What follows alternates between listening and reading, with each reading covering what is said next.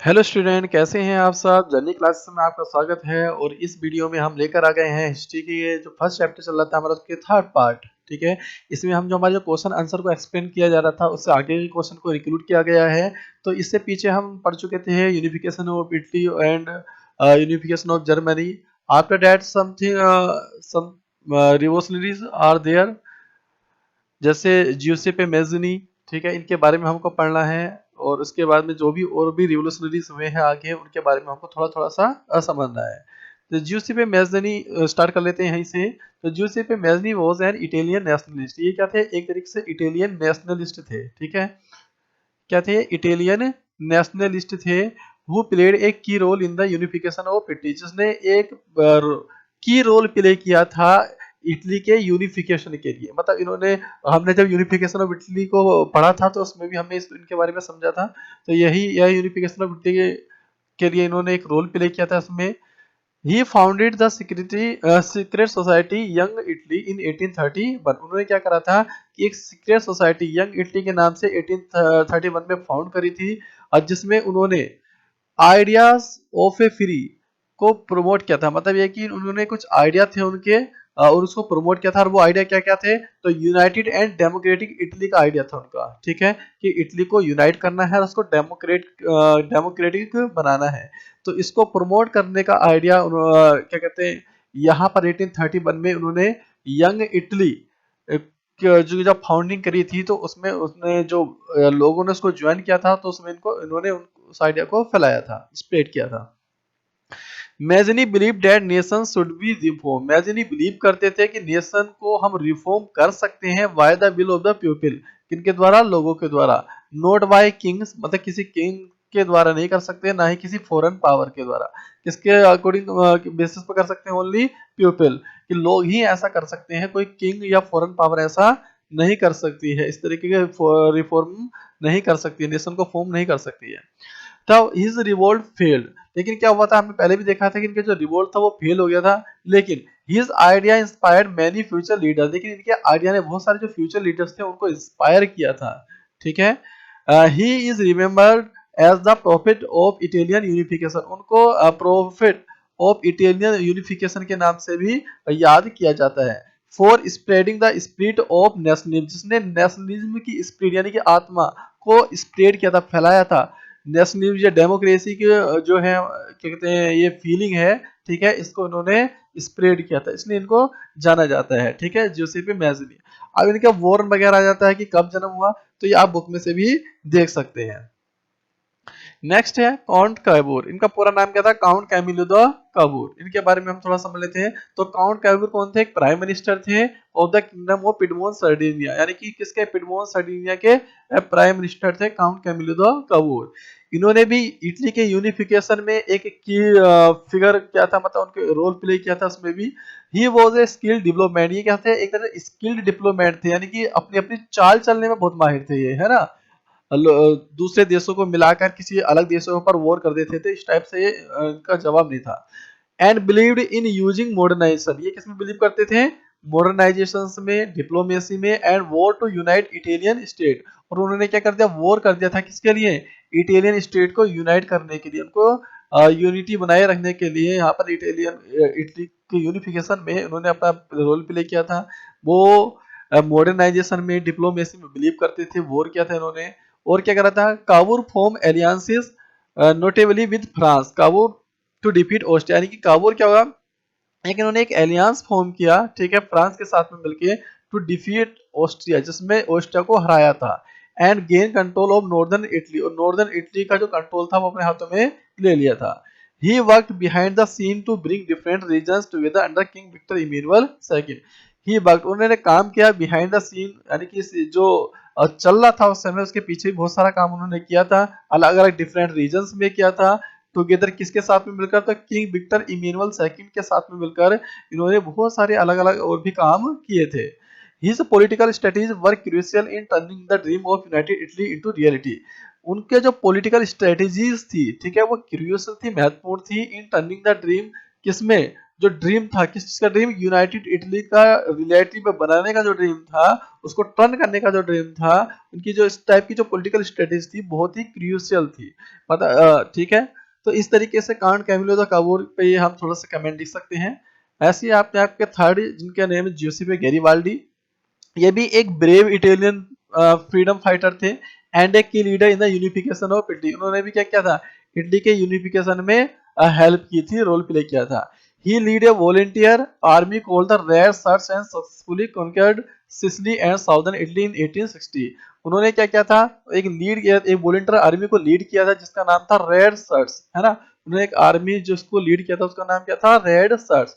और ये क्या एकदम सक्सेसफुल थी, जिसने सिसिली को कॉन्क्वेट किया था, और जो जो सो की साउथर्न इटली में थी, है ना, साउथर्न इटली का पार्ट था सिसिली, उसको 1860 में कॉन्कर्ड किया था। Garibaldi was a true nationalist. Garibaldi क्या थे, एक ट्रू नेशनलिस्ट थे, who fought not for power, वो किसी पावर के लिए नहीं लड़ रहे थे, but for his country unity, यानी कि अपनी कंट्री को यूनिटी कर देने के लिए फाइट कर रहे थे। ही हैंडेड ओवर द लैंड, उन्होंने क्या करा था, जो लैंड था, ठीक है, उसको हैंडेड कर दिया। He won the king Victor Emmanuel second, यानी कि जो विक्टर इमेनुअल सेकंड था, किंग था, है ना, वो जिताने की वहां पर उनको दे दिया। हेल्पिंग यूनाइट इटली पीसफुली, और क्या क्या, इटली को पीसफुली यूनाइट करने के लिए हेल्प की। ही इज रिमेम्बर्ड, उनको जाना जाता है as a hero of the people, यानी कि लोगों के हीरो के रूप में उनको रिमेम्बर याद किया जाता है। And a symbol of courage and patriotism, और ये क्या है, एक सिंबल है करेज का एंड पैट्रियोटिज्म, देशभक्ति का और साहस का भी एक सिंबल बन गए थे। यहाँ पर ये फोटो है इनका, देख लीजिएगा, गैरिबाल्डी। नेक्स्ट है Otto von Bismarck. Otto von Bismarck was the prime minister of Prussia, ये किसके थे, प्रेशिया के प्राइम मिनिस्टर थे, and the main architect of the unification of Germany, और जर्मनी के यूनिफिकेशन के मेन आर्किटेक्ट भी थे, यानी कि जो जर्मनी का यूनिफिकेशन हुआ वो सब इन्हीं की देखरेख में हुआ था in 19th century. Known as the iron chancellor, इनको क्या किस नाम से जाना जाता है, तो इनको आयरन चांसलर के नाम से भी जाना जाता है। ही believe in blood and iron, ये किस में बिलीव करते थे, ब्लड एंड आयरन, यानी कि खून बहाओ लड़ो, इस तरह की चीजों में बिलीव करते थे। यूजिंग वॉर, उन्होंने वॉर का यूज किया, एंड डिप्लोमेसी टू का यूज किया to unite German state, German state को यूनाइट करने के लिए, ठीक है, वॉर वगैरह डिप्लोमेसी वगैरह का यूज किया। अंडर पर्शियन लीडरशिप, किसके अंडर में, तो पर्शियन लीडरशिप के अंडर में, जो प्रशा थे उसके जो लीडर थे, मतलब, है ना, तो उनके अंडर में काम करके इन्होंने जर्मनी को यूनिफिकेशन के लिए आपने जो रोल था उसको प्ले किया। ही लीड थ्री कीज वॉर, उन्होंने कितने वॉर किए थे, थ्री कीज वॉर किए, जैसे मैंने जर्मनी में भी हमने आपको समझाया था यहाँ पर पीछे, कि जब आपने जर्मनी का पढ़ा था ये यूनिफिकेशन ऑफ जर्मनी, तो यहाँ पर हम बताए थे कि ये थ्री वॉर इन्होंने यहाँ पर किए थे, है ना, किस तरीके से जो जर्मन था वो आपका यूनिफिकेशन हुआ था वहां पर। तो वैसे ही, तो ही लीड थ्री की वॉर अगेंस्ट डेनमार्क, किसके अगेंस्ट किया, डेनमार्क के, ऑस्ट्रिया के एंड फ्रांस के, है ना, तो थ्री वॉर किए थे डेनमार्क, ऑस्ट्रिया, फ्रांस के अगेंस्ट उन्हें, जिससे विच हेल्प यूनिट जर्मनी, जिससे जर्मनी के यूनिट होने में हेल्प मिली थी। In 1871 he declare the formation of German empire with king William second.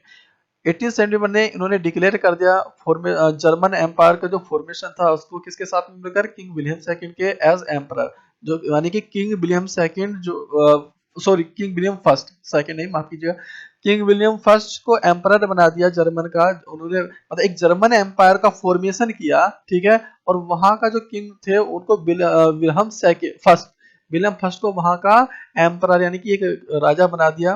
Bismarck was a master strategist, Bismarck ऐसे थे, एक मास्टर स्ट्रेटेजिस्ट थे, अलग अलग नीतियां चल देते थे, एंड स्ट्रॉन्ग नेशनलिस्ट लीडर भी थे, ठीक है। तो ये आप ध्यान में रखिएगा। यहाँ पर इनकी पिक्चर है साइड में। नेक्स्ट है मारियाना।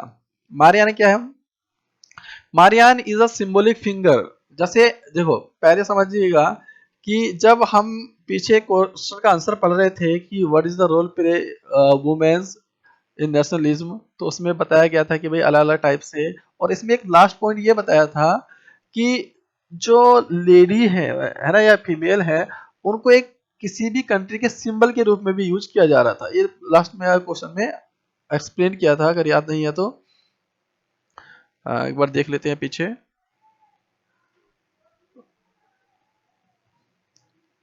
ये देखिए, ये जो क्वेश्चन था role of women in national struggle of Europe, तो इसमें यहाँ पर लास्ट में बताया था मैंने सिंबल ऑफ द नेशन, लेकिन नेशन के सिंबल के रूप में भी इनका यूज किया जाता है। वो सारी कंट्री में women were use in symbolic representation of the nation.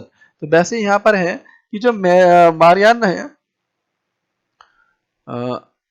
हाँ मारियान है, वो भी क्या है, एक सिंबॉलिक फिगर है, ठीक है, जो किसको रिप्रेजेंट करता है, रिपब्लिक ऑफ फ्रांस को रिप्रेजेंट कर रहा है, ठीक है, रिपब्लिक ऑफ द फ्रांस को। नॉट ए रियल पर्सन, ये एक रियल पर्सन नहीं है। सी became the national emblem of liberty, ये क्या बनी है, एक नेशनल एम्बलम बनी है, नेशनल प्रतीक बनी है किसका, लिबर्टी का, है ना, लिबर्टी का एक नेशनल एम्बलम बनी है। And reason during and after the French revolution, ठीक है, एंड कारण बनी है फ्रेंच रेवोल्यूशन का पहले और बाद में, 1789 से पहले भी बाद में भी। सी प्रेजेंट लिबर्टी, इक्वलिटी, फ्रेटर्निटी, ये क्या रिप्रेजेंट करती हैं, liberty, equality and fraternity. Democracy and the power of the people, साथ में डेमोक्रेसी या फिर पावर ऑफ द पीपल, इन सभी को ये रिप्रेजेंट कर देते हैं। इंपॉर्टेंट है, ध्यान रखिएगा, liberty, equality, fraternity, democracy and the power of the people, ये सभी को रिप्रेजेंट करते हैं।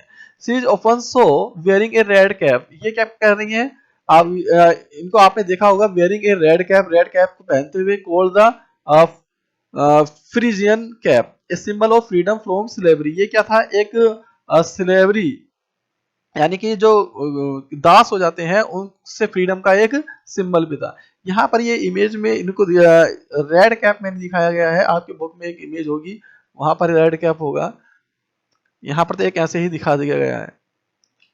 नेक्स्ट है जर्मेनिया, ठीक है, ये भी क्या है, एक तरीके से ये भी एक सिंबल ही है। तो Germania is the female personification of Germany, Germany का एक पर्सोनिफिकेशन यानी कि एक मानव रूप है जर्मेनिया, ठीक है। She is became a powerful national symbol, ये भी ये एक पावरफुल नेशनल सिंबल बन गया था ड्यूरिंग द 19th सेंचुरी, यानी कि 19th सेंचुरी में ये भी एक पावरफुल नेशनल सिंबल बन गया था। व्हेन जर्मन वर फाइटिंग, जब जर्मन्स ने फाइटिंग करी थी फॉर यूनिफिकेशन के लिए एंड फ्रीडम के लिए, तो उस समय जब फाइटिंग करी गई थी तो जर्मन लोगों के लिए एक पावरफुल सिंबल बन गया था। She wearing armour and a crown of oak leave, ये क्या पहन रही है, ये एक आर्मर पहन रही है, ठीक है, and a crown of oak leave, और ओक के जो पत्ते होते, लीव्स होती हैं, उनका एक क्राउन पहन रही है, एक मुकुट पहन रही है, ठीक है, यहाँ पर ये इस टाइप का मुकुट है इधर बना हुआ। ओपन होल्ड ए स्वॉर्ड और फ्लैग, एक हाथ में स्वॉर्ड है, तलवार है, एक हाथ में फ्लैग, झंडा है, किसका है, जर्मनी का है, ठीक है। सी स्टूड फॉर यूनिटी, ये किसके लिए खड़ी है, यूनिटी के लिए, स्ट्रेंथ के लिए, and the spirit of the German people, और लोग जो जर्मन पीपल है उनकी स्पिरिट के लिए, उनकी आत्माओं के लिए यहाँ पर खड़ी है। तो ये जो जर्मेनिया है वो जर्मन लोगों के जो पर्सोनिफिकेशन है उसको रिप्रेजेंट कर रही है एक तरीके, ठीक है, कि भाई उस जर्मन की पावर को यहाँ एक फीमेल के फॉर्म में रिप्रेजेंट किया गया है। अब कुछ हमारे वन लाइनर आंसर्स हैं, उनको सवाल लेते हैं। वो Frederick Sorio, Frederick Sorio the French painter था, है ना, जो आपकी बुक में एक पहली पेंटिंग बनी होगी, ठीक है, वो किसने बनाई थी, फ्रेडरिक सोरियो ने बनाई थी, वो एक फ्रेंच पेंटर थे। हु वाज ऑस्ट्रेलियन, ऑस्ट्रेलियन कौन थे, तो ये फ्रेंच फिलोसोफर थे ऑस्ट्रेलियन, ठीक है, याद रखिएगा। What was the metaphor of the German nation, what did it symbolize, तो मेटाफोर, जर्मन नेशन के मेटाफोर कौन क्या क्या थे, और इनका सिंबलाइज किया तो जर्मेनिया, ठीक है, जर्मन का Germania, Germania oak is a symbol of bravery, German जो ओक होता है वो ब्रेवरी का सिंबल होता है, एक बहादुरी का एक सिंबल है जर्मन ओक, इसलिए वो क्या करते हैं अपने क्राउन में जो ओक है उसके लीव्स को बांधे हुए हैं, ठीक है, अभी जो पीछे हमने देखा था तो यहाँ पर देखिएगा क्राउन में ये जो क्राउन है यहाँ पर, तो इसमें क्या जर्मन ओक यानी कि जर्मन के ओक की जो लीव्स हैं, ठीक है, उनको बांध रखा है। नेक्स्ट क्वेश्चन है which theory was propounded by Montesquieu, Montesquieu ने कौन सी थ्योरी को प्रोपाउंड किया था, the principle of separation of power और डिवीजन ऑफ अथॉरिटी, इन्होंने क्या क्या दिया था, प्रिंसिपल दिया था किसका, सेपरेशन ऑफ पावर का, यानी कि पावर को सेपरेट करना चाहिए, या डिवीजन ऑफ अथॉरिटी यानी कि जो भी अथॉरिटी है उसको डिवाइड करना चाहिए, ठीक है। तो ये मोंटेस्क्यू का एक थ्योरी थी जो उन्होंने प्रोड्यूस करी थी। Which world famous event is considered to the first clear expression of nationalism, यानी कि which world famous event यानी कि वर्ल्ड का कौन सा फेमस इवेंट ऐसा था जिसने कंसिडर किया नेशनलिज्म की एक्सप्रेशन को, यानी कि सबसे पहले जो नेशनलिज्म हुआ वो उसने किसने किया? तो फ्रेंच रेवोल्यूशन, है ना।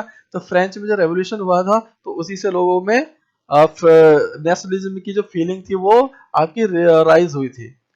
Next question, what was Zollvereins and how was it a symbol of the economic unification of Germany? Zollverein कौन था, ठीक क्या था, and how was it symbol of German economic unification of Germany, और ये कैसे जर्मनी के यूनिफिकेशन का, सॉरी, इकोनॉमिक यूनिफिकेशन, जर्मनी के इकोनॉमिक यूनिफिकेशन का सिंबल बन गया था, है ना।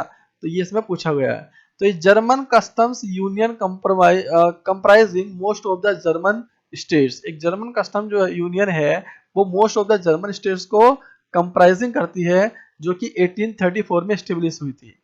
The union abolish tariff barrier, इस यूनियन ने क्या करा था, जो टैरिफ बैरियर्स होते हैं, जो टैक्स वगैरह होते हैं एक जगह से दूसरी जगह जाने पर, उसको अबोलिश कर दिया था between the various German state. मतलब पहले क्या था कि जर्मन के अलग अलग स्टेटों में, है ना, जैसे मान लो कि जर्मन है और इसमें भी तो अलग अलग स्टेट होंगे कुछ, है ना। तो क्या होता था इस समय कि यहाँ का कोई पर्सन है, अगर वो इधर कुछ अपना ट्रेड करेगा तो उसको टैक्स देना पड़ेगा, है ना, उसको हम टैरिफ बोलते हैं, टैरिफ बैरियर टैरिफ, है ना। तो इसमें क्या हुआ था कि इस जो जोवेरिन था, है ना, इसने जो ये टैरिफ था, जो बैरियर था, उसको अबोलिश कर दिया, खत्म कर दिया था, जो कि वेरियस जर्मन स्टेट, दोनों अलग अलग जर्मन स्टेट के बीच में लग रहा था, and reduce the number of currencies from 32 to, यानी कि पहले जो करेंसी चलती थी लगभग 30 करेंसी चल रही थी, उन्होंने 30 करेंसी से कितनी करेंसी कर दी? ओनली 2 करेंसी कर दी। अब इससे क्या हो गया? ट्रेड इजियर हो गया, है ना। लोग जहां 30 करेंसी चल रही है तो उनमें कंफ्यूजन ज्यादा हो जाएगा ट्रेड करने में, तो अब कितने रह गई थी? 2।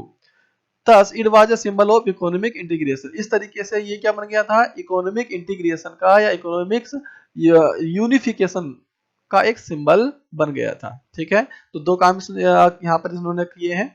पहला क्या करा, जो टैरिफ था उसको अबोलिश किया है, और दूसरा जो करेंसी थी अलग अलग टाइप की, डिफरेंट टाइप्स की 30 करेंसी जो उस समय ऑपरेट हो रही थी, उनको 2 बना दिया। 30 से कितना कर दिया?